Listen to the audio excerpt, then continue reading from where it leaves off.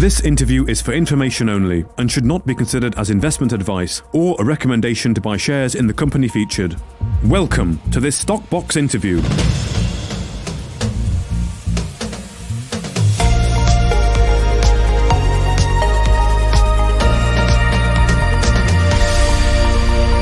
Joining us today is George Roach, the CEO of Premier African Minerals, following some news this morning from Zulu regarding assay results and an update on the pilot plant. So thank you very much for joining us again today, George. We spoke, I think, back at the end of July. How are things generally?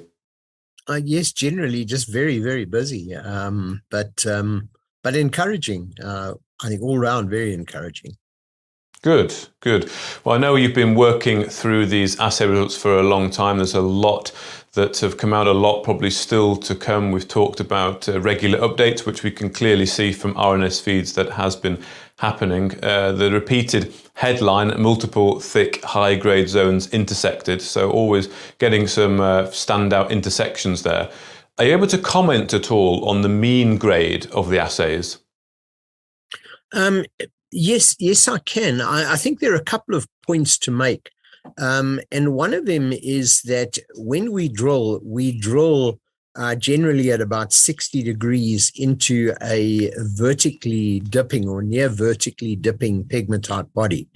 So we're looking at a cross-section of this thing that starts at the surface and goes down hundreds of meters.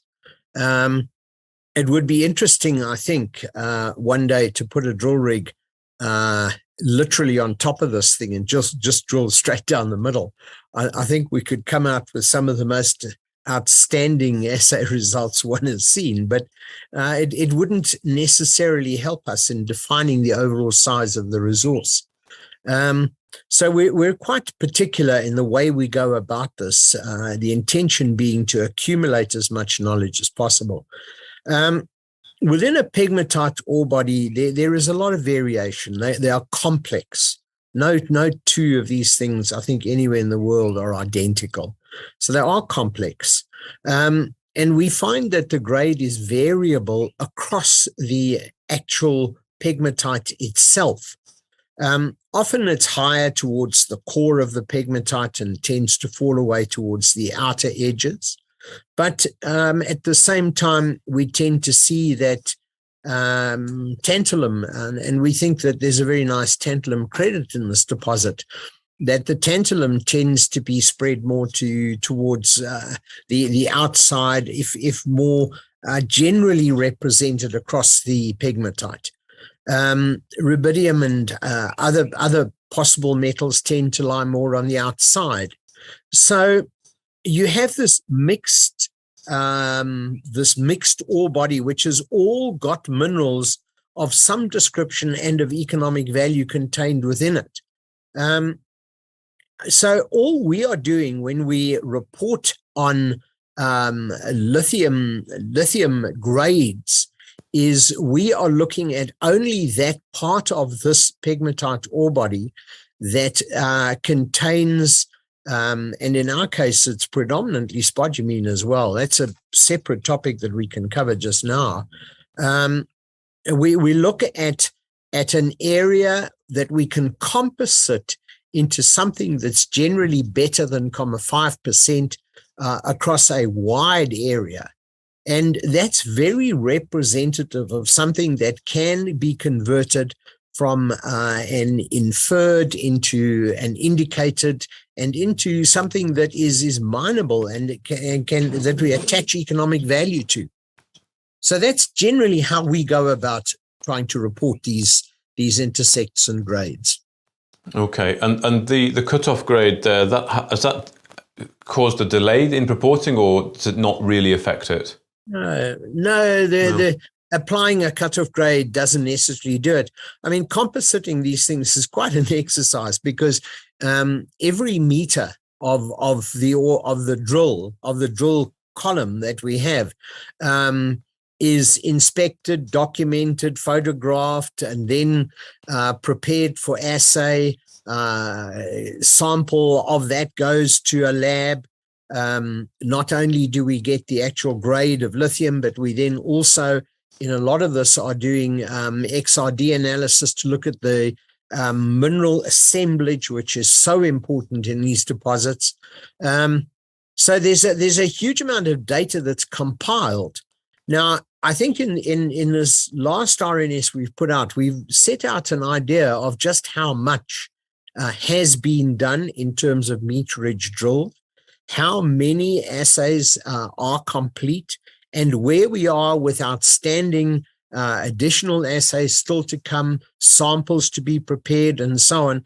And to bear in mind that whilst we've cut back from having 6 drill rigs operating continuously, there are still 2 rigs operating at site. So we haven't stopped with adding on the exploration side at all. Okay, that's good to hear. That's good to hear. Things are still cracking on at speed. I do want to pick up on what you said there, and also from the RNS about the spodumene. The quote is, all indications point to the mineralization being almost exclusively spodumene with little to no petlanite. You also mentioned about the pilot plant needing to demonstrate the recoveries, but in effect, it would be possible to draw a direct relationship between the lithium contained in the deposit and the gross contained spodumene. So could you explain the significance of this? Well, absolutely. Look, lithium occurs in a number of different minerals. The target mineral that is preferred at the moment is spodumene. Spodumene theoretically can contain a maximum lithium oxide equivalent of just over 8%. The concentrates that are sold range from anything from 5 to 6.5, maybe a little bit better sometimes. Now, many of these ore bodies have a mixed mineral assemblage. So you would have lepidolite, you'd have spodumene, and maybe a few others as well, and then in certain parts of it, petalite. Now, the way these pegmatites tend to evolve is that they generally all start off as petalite. That's generally where they start, and then depending on the rate at which they cool, you have petalite that converts then into spodumene. Now, in the main pegmatite ore body at Zulu, the XRD work we've done, the very careful re-observation that we've done of the mineralized intersections in this ore body indicates to us that there isn't petalite, that in the heart of this thing is a spodumene deposit and almost exclusively a spodumene deposit. Then the net effect of that is that one will be able to look at a contained lithium oxide percentage, and because we know how much can be contained in spodumene, you'll be able to start inferring that there is a tonnage, a determined tonnage of actual spodumene, as opposed to a mixed amount of mineralization across different minerals. So the ability to look at this thing and say, well, if this is all spodumene and this is the recovery, then you'd be able to look at this ore body and the resource statement when this becomes available, and be able to do a direct correlation into how much spodumene at the forecast percentage is going to come out of this ore body.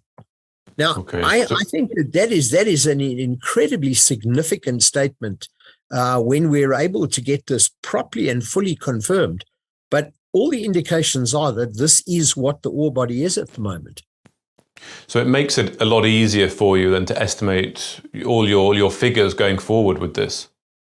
Absolutely. Knowing the mineral assemblages is essential. You really need to know it. I mean, for example, if you have petalite, the maximum lithium oxide contained therein is around about 4%.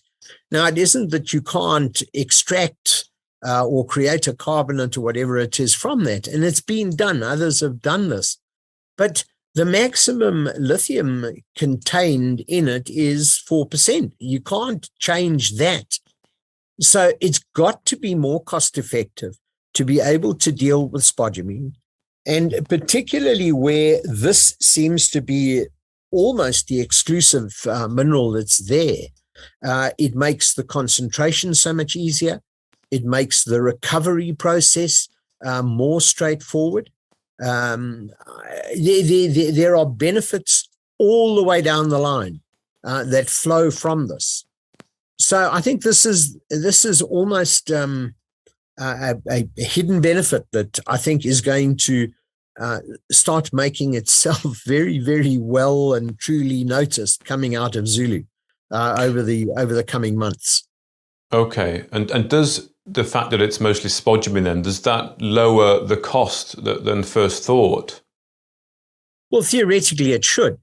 You know, if one has a decent grade of spodumene, and if you can get a decent recovery, there's less other material you have to worry about, less waste you have to deal with, less diversity in it. So in theory, yes, it should. It should give us a really decent operation. And does it mean then that the production per month could be at the top level of your expectation, sort of around 5,000 tons per month? I don't want to attach too many numbers to that at this stage. We've given an indication of what we believe the plant is capable of. I think this is likely, provided the flotation cells recover adequately.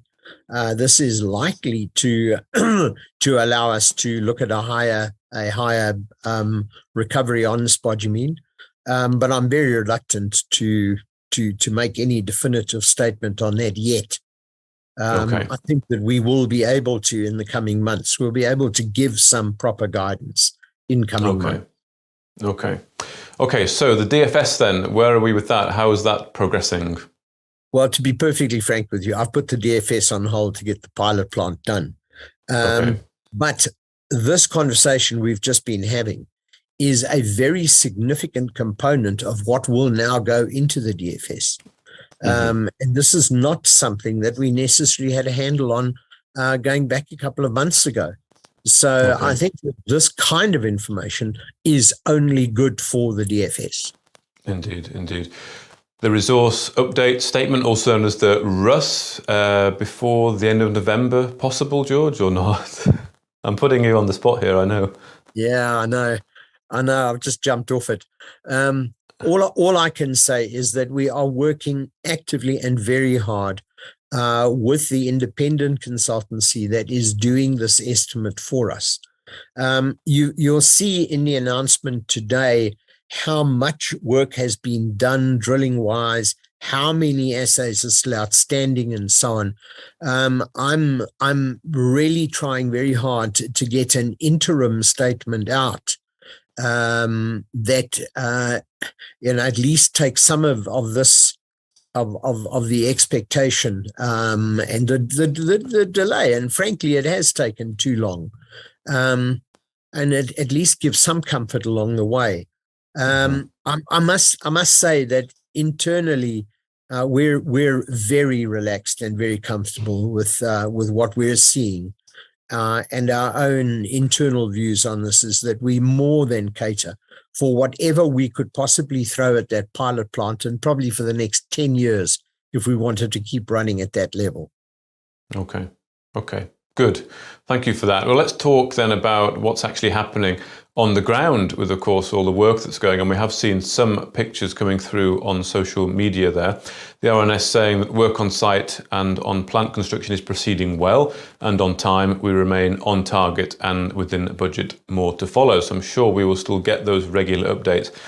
Looking back at the last time that we spoke, George, we were talking about the camp construction, and that was up to roof height. The contractors' camp had started, earthworks on roads. The plinth and plant earthworks were starting middle of August. Earthworks for the tailing, water storage and dam was at an early stage.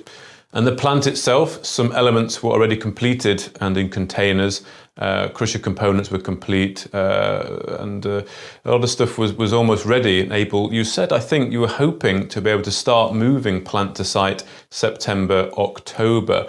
So what's going on? Paint the picture. What's on the ground?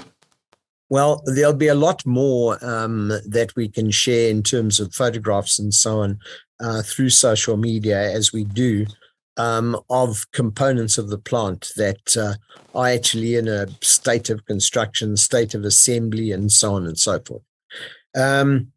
In terms of operations at site, the dam wall is now on its way up and no longer on its way down into its foundations. All of that is completed, and this is now literally a case of just putting in the masonry. So we do not anticipate any particular delay of any kind really on that.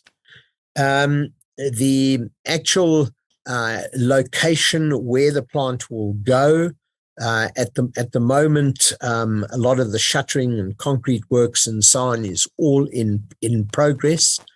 And that's anticipated to complete during the latter part of November. We will not be moving anything to site until the latter part of November.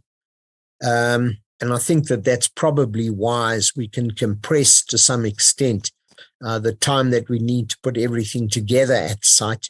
And that also is going to cost us a bit less. You've got fewer people running around for a shorter period in terms of compressing the eventual assembly and commissioning. Details on tailings are obviously the site, the wall, most of the design is done. A lot of that work is a work in progress. Our road access is complete. We have decent roads. You can drive comfortably to site. In fact, the local community buses have started using our roads as well. I don't know if that's a good thing. So I'm just trying to think what else. We've confirmed orders for the power generation. That's been done. Those orders are placed. Orders are confirmed for diesel storage on site, and diesel storage on site is going to be the better part of 500,000 liters. There's a lot of diesel to be done. We're in the process of looking at early solar power generation to complement the diesel. Logistics are largely under discussion, which port route and how we're going to get this out and shipped. There really is. There's a mass of detail. It keeps our project managers very busy for almost 24 hours a day at the moment. No, I'm sure it does, and I look forward to seeing further pictures coming from site there. Still on track then for full production middle of February. I mean, key milestone dates are indeed approaching. You're confident that you are on track, or you said on track, on budget, within the timeline, and things, no snags that you can see? No, just a huge amount of hard work. A huge amount of hard work. I don't know how else to describe it. Yeah, but at the moment, the project managers are still on target and on budget. I think we need to bear in mind that the 15th of Feb is hot commissioning date. We really would only come under pressure to ship by the end of March. So we've given ourselves a little bit of a window there as well. But at the moment, everything is on time, on budget, and that's where we are. Excellent. Well, as I say, I look forward to seeing further pictures, and indeed when the plant starts to arrive as well. That'll be a nice day when we start seeing that happen. I see a question, one has just come in, I'll just quickly ask it. I don't know if you can answer it yet, it's probably too early, but can we expect valuation and revenue projection numbers from the pilot mine? It's too early to say, is it? I'm as I say, I'm not prepared to give them right now. But let me just get definitive statements that I can publish relative to the area we want to mine for the pilot plant and then I will be able to give guidance. And the moment I can, I will do so.